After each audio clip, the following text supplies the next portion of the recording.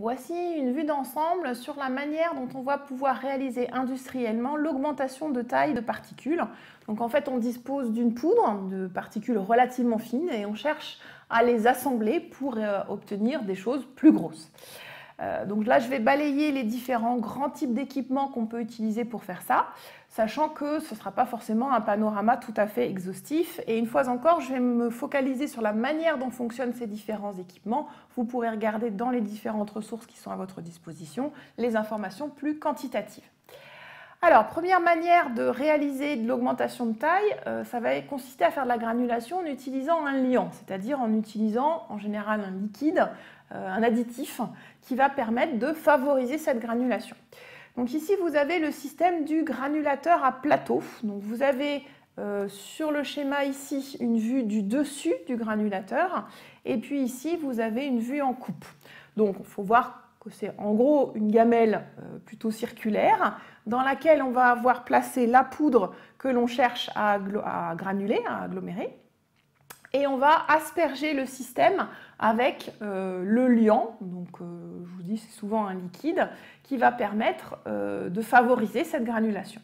Et donc vous avez un mouvement de rotation de ce plateau qui va permettre de faire en sorte que les petites particules vont petit à petit se coller les unes aux autres grâce à la présence du liant pour former des granulés plus gros.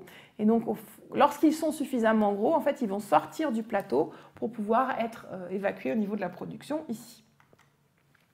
On peut faire quelque chose de similaire, cette fois-ci dans un tambour. Donc là, vous avez encore une fois une vue en coupe. Donc ici, on dit que le liant, c'est de l'eau, mais ça peut être autre chose, évidemment. Donc on a un système d'injection de ce liant. Et puis, on a donc la poudre fine qui va avoir un mouvement circulaire à l'intérieur de ce cylindre, de ce tambour. Et puis ce tambour est légèrement incliné, ce qui fait que la poudre qui entre ici, qui est très fine, sous l'effet à la fois du mouvement et de l'injection de liant, va sortir sous forme de particules plus grosses à ce niveau-là. Alors on peut aussi faire de l'augmentation de taille en faisant de la compression. Alors, pour ça, on peut utiliser un granulateur en voie humide, c'est ce qui est représenté ici. Alors peut-être connaissez-vous des petits jouets d'enfants où on a une tête en plastique en général avec des trous dans la tête et on met de la pâte à modeler à l'intérieur, en appuyant, ça fait des cheveux. Ben, c'est exactement ça. En fait, vous avez un système d'alimentation d'une chose pâteuse à l'intérieur. Vous avez ici un système de galets qui va appuyer sur la pâte pour qu'elle soit obligée de passer par l'intermédiaire des petits orifices que vous voyez ici.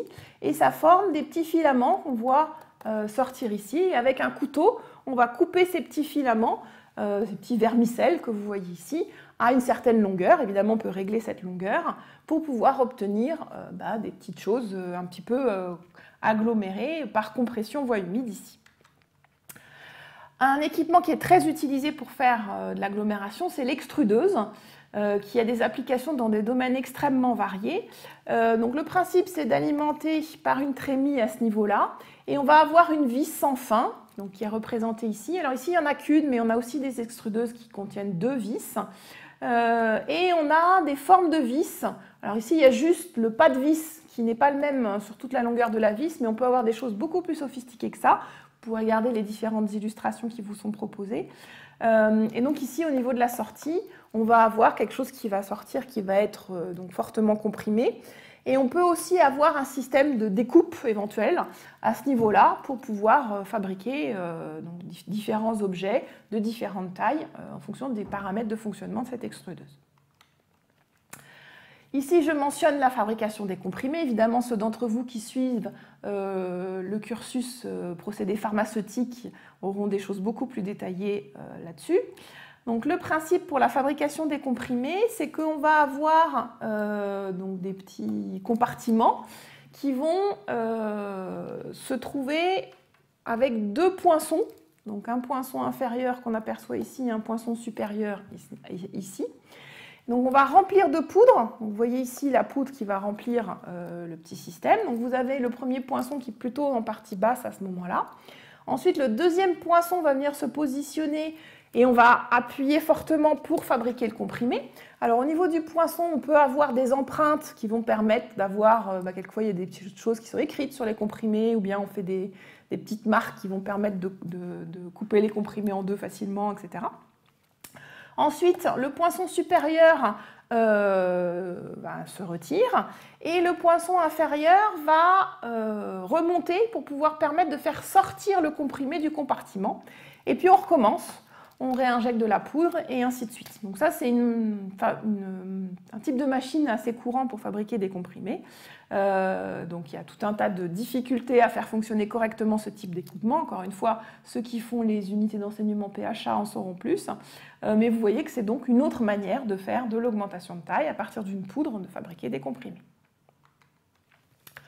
Donc je vous ai donné ici un aperçu assez bref et très qualitatif sur les grands types de familles d'équipements qu'on va pouvoir utiliser pour faire de l'augmentation de taille. Il existe des choses beaucoup plus variées, évidemment, industriellement, et ce n'est qu'un avant-goût de ce que vous pourrez rencontrer dans l'industrie.